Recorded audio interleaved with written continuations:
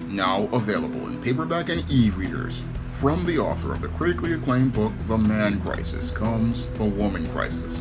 Learn why so many women have become lost in their quest to have it all in The Woman Crisis. Get your copy of The Woman Crisis in paperback and e-readers everywhere at online booksellers today. I originally planned to premiere a video about the Citibike Karen at 12 p.m. today. However, after I got several comments from individuals, I decided to take down that video, and I'm going to do another in-depth video because these individuals have pissed me off. Now, these individuals who are a part of the Zero Subscribers Club with no content whatsoever wanted to have the audacity to tell me to take down my video about the Citibike Karen because they claim that there's some receipt presented by some lawyer. Now, first off, I want these people to know that you do not get to tell me what to put on my channel, and if you put comments up here like this, I will delete your comments and I will block you from this channel. This is my platform, and if you do not like the videos I am presenting on this platform, you can let the red X hit you in the ass and keep it moving. Now, I've decided to do a brand new video deconstructing all of the alleged facts that the Citibike Karen's lawyer has decided to present as related to their so-called case. And to deconstruct my talking points, I'm going to go straight to the video, and I'm also going to go to the Citibike website. Now, all of the video I'm using is under fair use of United States copyright law of 1976 and is used in conjunction with my deconstructive commentary.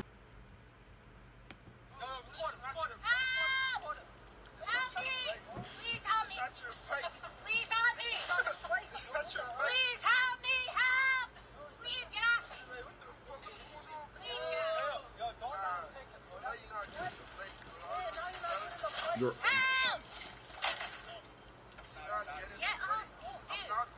Why you took his phone? What's wrong with you? What's touching his phone? I'm not touching his phone. I'm not touching his phone. Dude, stop. Dude, stop. No.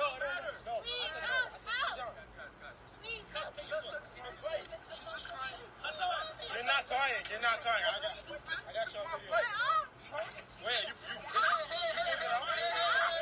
Hassan, you pulled it out? Hassan, you pulled it out? This is my bike from my account. Alright, so why don't we reset the bike? I'm not resetting the bike. It's his. How did you put it out on your account? I'm an actor. That's just my fake client. It's fake client. Stop fake client. Hey, stop touching me. I want to touch you. Hold up. Hey, stop touching me. Why don't you take this bike? Stop touching me. I will. Exactly. So take it. Your baby gonna come out with toys. How you stop crying? Not a tear came down, miss. Not a tear came down. Is that if your bike is reported lost or stolen for more than 24 hours, you can wind up with a $1,200 fee charged to the account holder's account. And this would possibly be the reason for someone possibly getting upset over an attempt to steal a Citibike, is that they would possibly be charged this $1,200 for this bike. But if customer service knows that the bike is stolen, you possibly would not be charged for that bike. And with the Wi-Fi systems that are connected to these bikes, I would believe that they would find a way to go out here and lock that bike that was allegedly stolen or attempted to be stolen. Now, according to this attorney, they allege that this Citibike was paid for by this woman and pulled off the dock. And when she pulled the Citibike off the dock, that's when she was confronted by the individuals, and one or more of these individuals then physically pushed the bike with her on it back onto the docking station to make it relock. Now, the only way you can go out here and take one of these bikes is to go out here and pay for the bike if you're using the standard $4.49 fee. And if you have the advanced fees, what you can do is go out here and in some cases reserve the bike. So I'm going to go with the scenario as related to the lowest price fee, which is $4.49. And with that fee, you get 30 minutes of ride time. And with 30 minutes of ride time, you can go to your destination. And then after the 30 minutes, you then have to pay 17 cents per mile. And according to this lawyer, again, they say that one or more of these individuals pushed this bike back onto the docking station, which caused it to go out and relock. And the only way you can get those bikes with, again, the low fee is you have to go out here and scan the QR code on one of the fenders. Now, according to Citibike's own website, these bikes cannot be reserved and they are first come, first served. Now, the critical detail here is related to the re-locking, because if the bike relocks and there is, and it winds up locking there, you would wind up losing your charge, and the other individual wouldn't be able to go out here and unlock that bike because that bike would be locked up. And again, at that point, it is nobody's bike at that point. So this woman's argument really, when I look at it, it just has a lot of holes in it, because again, if she claims that, oh, I paid for this bike, and the bike got pushed back onto the docking station and she wasn't charged, so that means that the bike was nobody's bike at that point, and there was really no reason to argue, especially if you had one of the more advanced plans, which is the $205 plan, because under the $205 plan, you have unlimited rides, and with unlimited rides, once that bike locks, you can go out here and take another bike. So I listened to this whole argument as related to this Karen, and again, there's a lot of holes in that argument when you start to take a critical and objective look at the policies of Citibike that I have presented to you straight from their website. When you start to take a critical look at those points, you start to see, okay, there may be a viable point to where this Karen was looking to get into it with these guys if she's claiming what she's claiming, because if this bike is docked on that station, that would lead to the end of that ride. And according to the receipt presented by the lawyer, within a minute, this bike was basically docked back on the dock and she wasn't charged anything. Now, on the flip side, with these group of black males, I look at their side of the story, and according to them, they say that they had gone out here and got this bike on their account. And according to them, they were looking to take this bike because the individual had gone out here and scanned this bike, and because they had scanned this bike, they were looking to rent this bike and use this bike. That is the points that the young black males are making in the video, that they are the ones who are the owners of the alleged bike, and they were the ones saying, okay, I went out here, I paid my fee, I've scanned the QR code of this bike, and I want to take this bike. And that's where I see a bit of a hole with their story, because again, the only way to claim the bike is to unlock the bike, and the only way to unlock the bike is to take the bike off of the alleged docking station. So you have to take the bike off the docking station in order to rent it. And in the case of the black males, I have to wonder, okay, did you take the bike off of the docking station if you said you wanted to rent it? That's me just being devil's advocate here, because when I look at this whole case, I don't really see a group of black males going out here and looking to approach a woman over a $4.49 ride on a bike. It just seems like a completely trivial matter as related to a bike. Again, $4.49 Citibike to just go into a whole histrionic event over a $4.49 bike. If we're looking at the small list fee for using one of these bikes, I wouldn't think a group of teenagers would actively want to get into it with that woman unless they went out here and paid for that bike, because usually most black males are spellbound by white females, and because they are spellbound by white females, what they will do in many of these cases is acquiesce to that white female and let them have whatever they want to have. Especially if, as this lawyer alleges, this woman says that these teenagers pushed the bike back onto the rack, because if you push the bike back onto the rack, the bike is now no one's bike, because the bike is now locked in the docking station. And if it's locked in the docking station, no one is charged for that bike at that point. And with there being multiple bikes on the rack, you can go out here and choose another bike and keep it pushing. However, that's not what happened here, because both sides were emotional. And again, when I look at these black teenagers, I don't really understand why they would be getting so emotional if they were out here as related to a $4.49 ride on a bike. I would think that those black males would have been thinking more about situations like this as related to their health, safety, and their freedom. And I would think that they would have gone out here and said to themselves, okay, this is a $4.49 bike ride.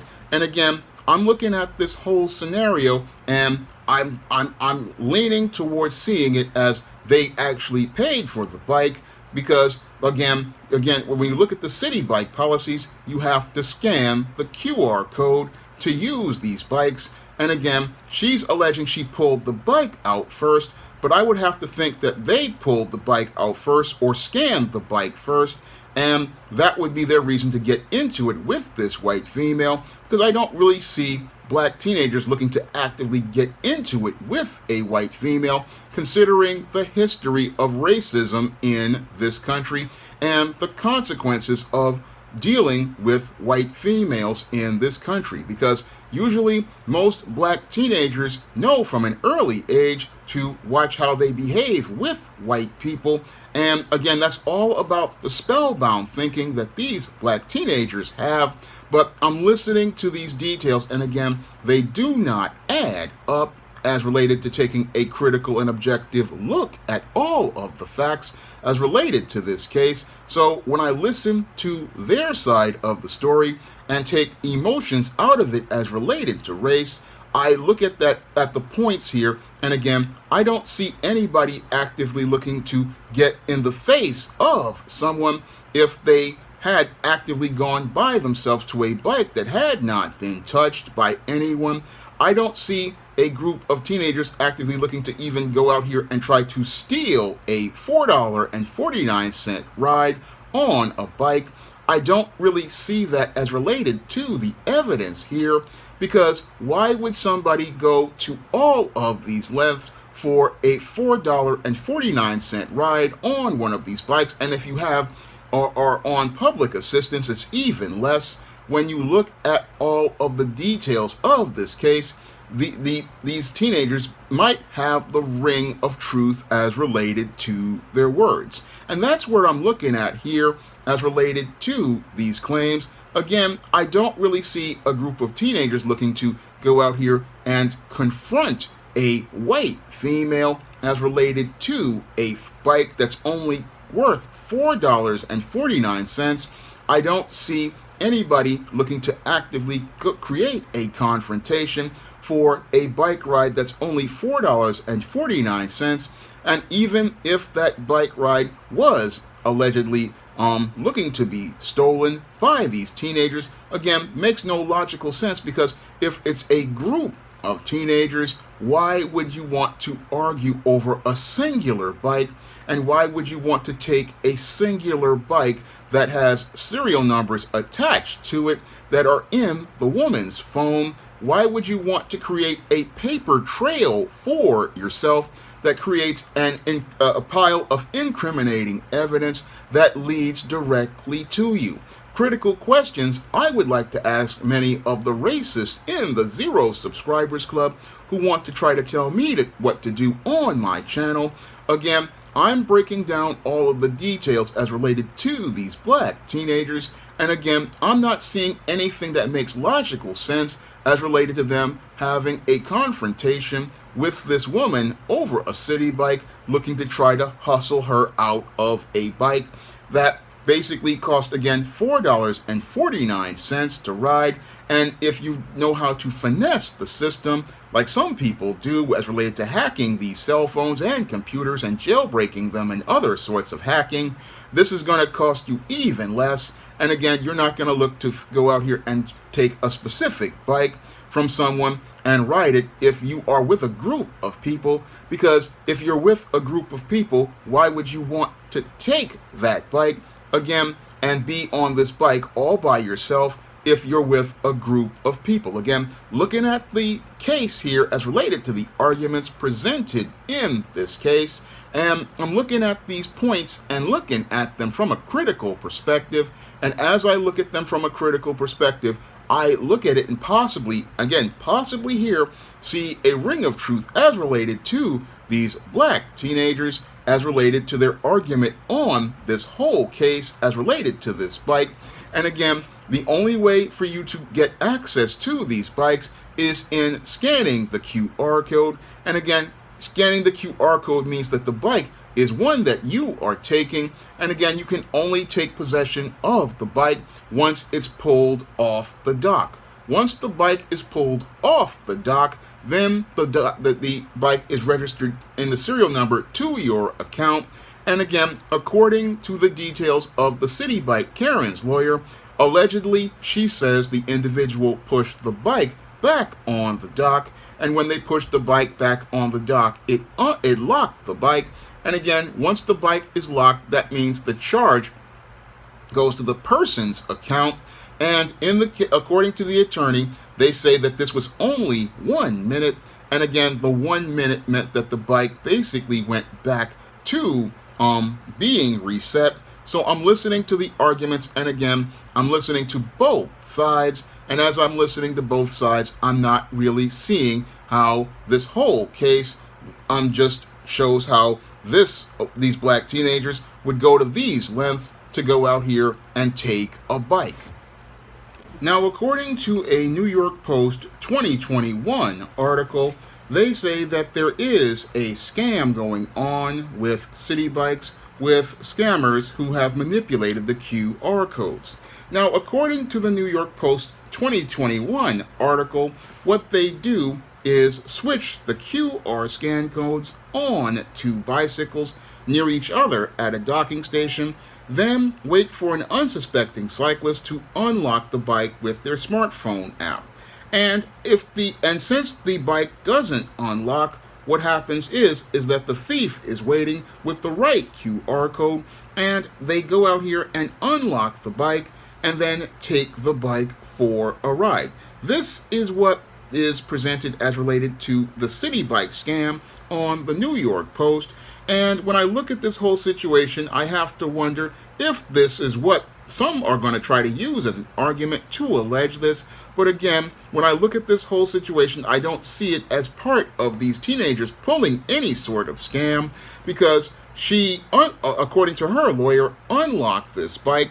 So I'm again playing devil's advocate once again, looking at this whole bike situation, and I have to go with the teenagers here, because again, if they had unlocked this bike, and again, the only way to take possession of the bike is to pull it off the dock, that really makes it where I'm looking at this whole argument and seeing it basically leaning more towards these teenagers actually going out here and scanning this bike. Because again, the only way to go out here and take possession of the bike is to take it off of the dock. And once you take it off the dock, then it is officially your bike. So I'm listening to this case, and again, I don't really see people arguing over this whole situation, but this whole situation started to become one where this woman wanted to have an argument with these teenagers, and as she had this argument with these teenagers, I start to take a look at her actions, and her actions basically are suspect as related to the allegations of racism, because this white female's actions are the thing that make me think that she is a racist, because on having the confrontation with these teenagers in the viral video, one of the things that she does is take the ID on her lanyard and tries to find a way to tuck it into her scrubs. Now, that's an action I found to be suspect, because usually when people are doing something that is considered to be suspect, they look to conceal their identity to prevent people from finding out what they're trying to do. And that's where I see a red flag as related to this white female when I look at her actions. And again, when you look at women, you have to look at their actions and not just their words. It is their actions that tell you what they're all about. And what makes me think that this woman possibly could be a racist is the fact that she took her ID and was looking to conceal her ID in this confrontation with these black teenagers. Because if you believe you are, again, being wronged, you're not going to look to go out here and conceal your identification. No, if you believe you have honestly been wronged as related to a situation, you are going to want to be open and transparent. And in being open and transparent, what you're going to look to do is go out here and show how honest you are. So when I look at this Citibike Karen's actions, they show me something as related to her being suspect, because concealing your identity is something that individuals do when they are looking to, again, allegedly participate in some sort of criminal action. When you see somebody going out actively looking to conceal their identity, like many of these rogue police officers who go out and tape up their badge numbers, again, you look at that behavior and you see how suspect it is. Now, as that confrontation escalated between this white female and these black teenagers, that's when the woman started to become more emotional, and that's when she tried to go into histrionics and shaming language. And as she went into the histrionics and shaming language, that is when other teenagers again said to go out here and record the video. And as they were recording the video, the other individual who said that they claimed the bike then tried to go out here and scan the QR code as related to this bike. And that's when she says that they were trying to cover the QR code, and she basically tried to take the other individual's phone away. So I'm looking again at the details of this case, and as they were looking at the details of this case, I'm looking at it, and I'm looking at the facts of this case, and it's looking to me like as this whole situation started to escalate, this woman basically started to get into the standard racial histrionics in an effort to make herself look like a victim. And that's where I see the racism as related to this whole case. That's where I see the racism as related to the Citibike Karen, because she's sitting there with these black teenagers fighting over this $4.49 bike, and as she's arguing with them, she then looks to go out here and pull one of the oldest games that white women have pulled as related to getting attention for herself. And what she wants to do to get attention for herself is try to make it look like these black brutes are after her by yelling for help. And then as she's yelling for help, she's looking to make these black teenagers look like they are predators looking to prey on her and hoping to get people's attention so that they will go out here and deal with these teenagers and go out here and make them get away from her.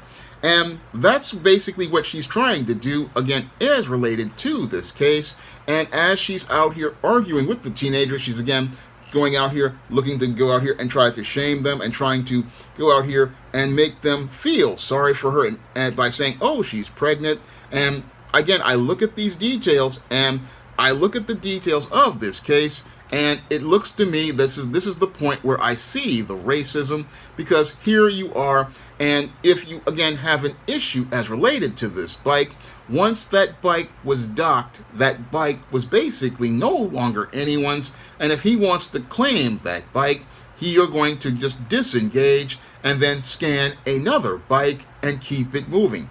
Again, once the bike is docked right back on the dock, as her lawyer claims, the bike belongs to no one, and if you scan the QR code of this bike, then that bike is no longer on your account.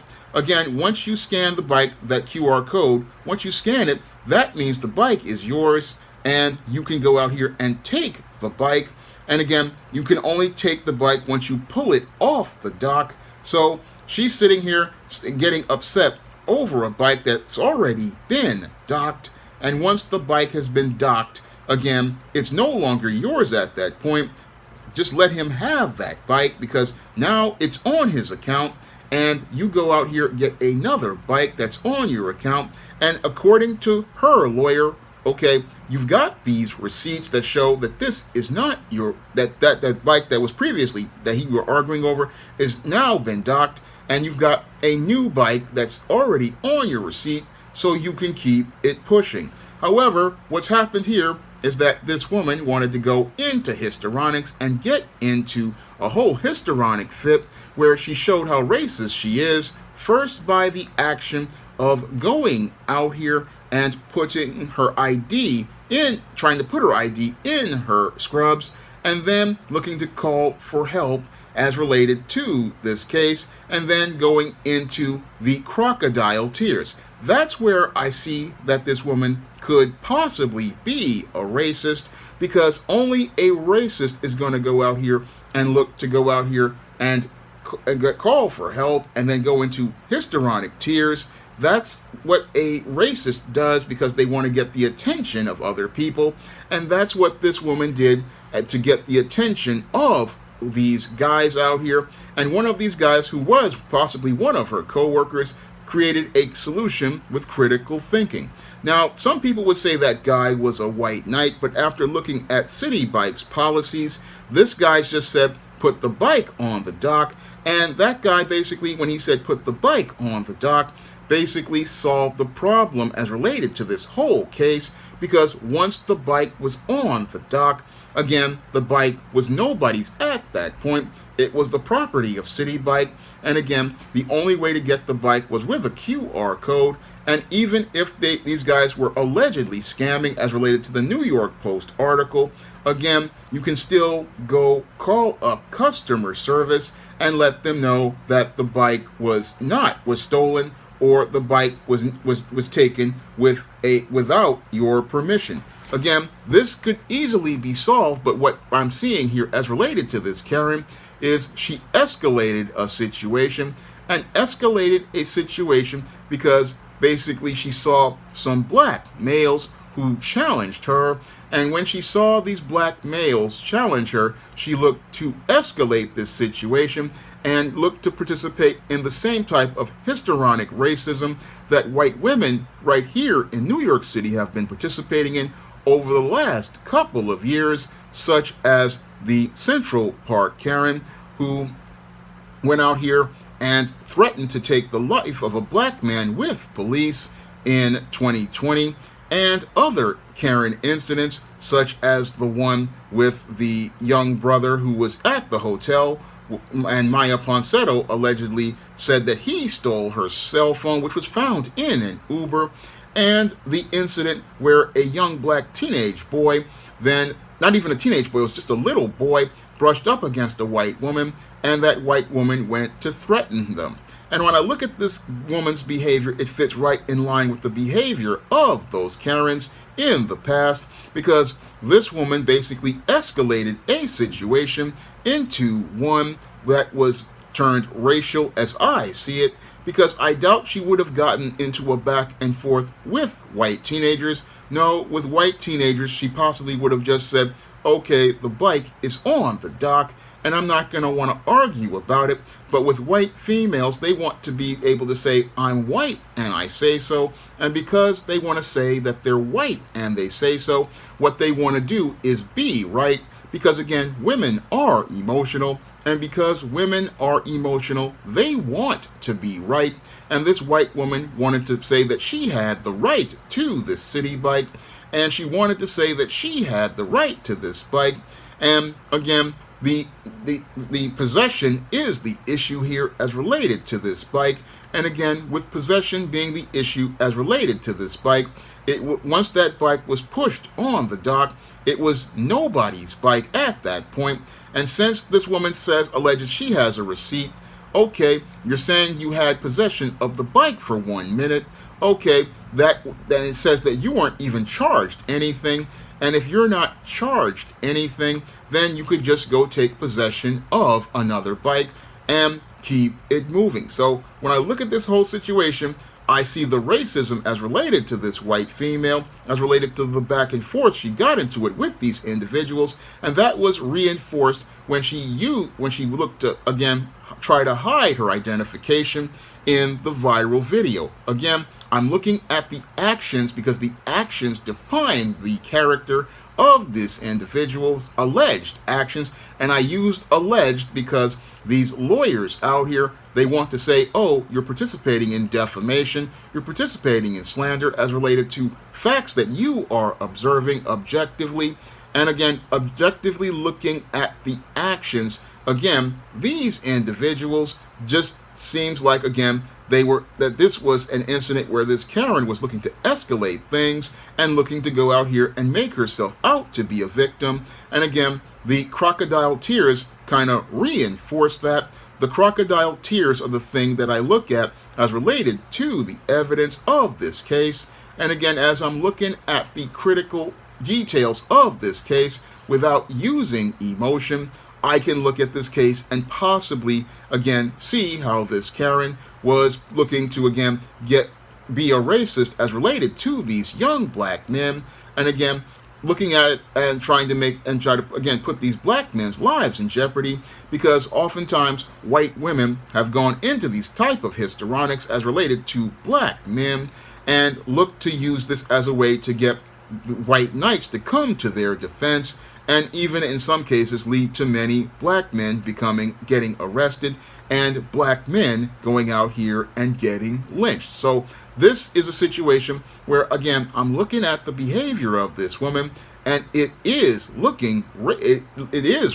to me, because when I look at this behavior, again, over this $4.49 bike, it just seems like this whole situation was one where she just basically escalated this situation and escalated it to the point where it went out of control. Now, according to her attorney, he's saying that we didn't get all of the details, but when I look critically at all of the details, it's looking to me like this Karen is a racist, and this Karen is somebody who went out here and basically escalated a situation, and escalated this situation to the point where it became polarized, and again escalated the situation to the point where it just got out of control.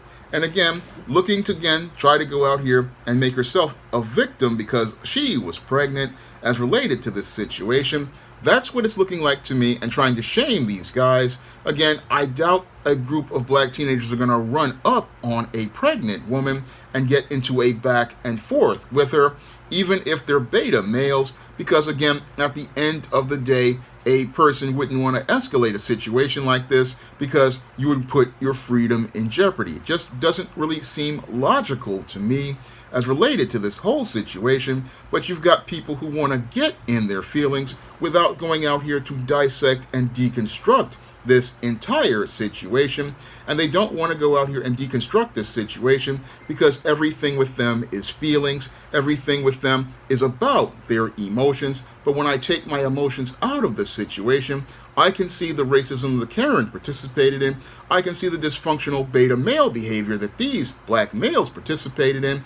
And I can look at this situation and again see how this situation came to fruition because New York's prosecutors, the former one Cyrus Vance and Alvin Bragg, did not set a boundary as related to the behavior of these Karens with an interpretation of the law, because had Cyrus Vance and Alvin Bragg dealt with the Central Park Karen and Maya Ponsetto, the hotel Karen, by presenting punishments that sentenced these women to prison, maybe we would not see a scenario like this, because white females like this Karen would have been knowing that there would be a boundary for their behavior and that they would be punished to the fullest extent of the law if they went out here and tried to get into it with a black teenager, or another black person. You would think that they would have done that, but again, unfortunately, in the case of the Central Park Karen, we had a cowardly black male who refused to prosecute or cooperate with the prosecutor's office, and in the case of Maya Ponsetto, we had a bootlicking black district attorney who looked to try to give Maya Ponsetto a pass for her reckless and egregious behavior, and this is why we don't have a legal precedent to hold these white females accountable as related to their reckless and egregious behavior. And when I look at the behavior as related to this whole case, I'm looking at this whole situation, and again, because we don't have a boundary, this is why we continue to have situations like this. And again, we do need a legal precedent as related to dealing with these Karens, because the behavior that these racists participate in can put a black man's life in jeopardy, because when these white women make allegations, most people trust and believe their word, and as they trust and believe their word, this can put a black man's life in jeopardy. And again, when you think about spellbound black people, usually they don't go to challenge a white person. And again, when I look at the details of this case, I have to say that those black males might have the ring of truth, because they wouldn't want to put their health, safety, and freedom at risk in an era of Me Too, where we're still under the standard of trust and believe, which is the same standard as Jim Crow. And we are in an age, again, where the North is feeling more like the Jim Crow South. On a white female's word, a black man can still be locked up on it. And you would think, again, if this case wasn't the truth as related to the black male's claim, you would think he wouldn't want to go to these lengths, because if you go to these lengths, again, he's opening up a case for assault, and he's opening up a case for attempted robbery. Again, this is what's happening as related to his side of the story. If he's proven to be a liar, again, you have the lawyer trying to spin the story, trying to say, that they haven't produced a receipt. But the whole thing is everything relates to the docking station. And again, once the bikes are docked, the bikes are nobody's property. And when you take a look at all of the critical details, again, I'm looking at this woman's behavior, and it is her behavior that is racist. It is her behavior that people have a problem with. It is her whole efforts to try to conceal her identity. It is her whole efforts to go into this histrionic fit with the tears and the shaming language that show her racism. Again, it is that behavior that I see as racist, and it is that behavior that can lead to a black man basically putting his whole life in jeopardy and winding up with him possibly losing his freedom and possibly losing his life. So I look at the details of this case, and again, deconstructing those details, I look at all of the facts of this case, and again, looking at the facts presented in the viral video, looking at the facts presented as related to the lawyers, as related to their receipts, I'm looking at this case, and again, the racism is the woman's emotional reaction, and that's where the issues are. And again, once you deconstruct the details, you don't get into back and forth with members of the Zero Subscribers Club and the racist trolls. No, once facts are presented as related to a case, again, those facts will sort out all of your details. Now that I've finished making my case, I'm gonna just again go further and talk again to these individuals once more, because this is my channel, and if you don't like what's on this channel, you can hit the red X and keep it moving. You do not tell me what I put on my channel. You do not tell me what content I put on. I will decide what goes on this channel. And again, if you don't like it, you can hit the red X at the top of the PC on the left hand. You can hit the red X on the top of the right hand of your Macintosh. You can hit the red X on the tab on your browser, and you can hit those tabs and keep it moving. Now, anyone else who wants to support this channel, you can send a donation to my Patreon, my PayPal, or my Cash App by clicking the links in the description box. And if you want to further support the channel, you can pick up some of the books on the SJS Direct imprint. And one of the books I would recommend as related to dealing with these Karens is picking up The Woman Crisis on Amazon.com, which goes deeply into detail on the dysfunctional behavior of these Karens and what leads to them, again, winding up in these kinds of situations. That's all I have to say for this video. You can comment, rate, and subscribe. Now available in paperback and Kindle Unlimited, The Man Crisis. Learn why so many men are struggling to find their way in an increasingly gynocentric world in The Man Crisis. Get your copy of The Man Crisis in paperback and Kindle Unlimited today.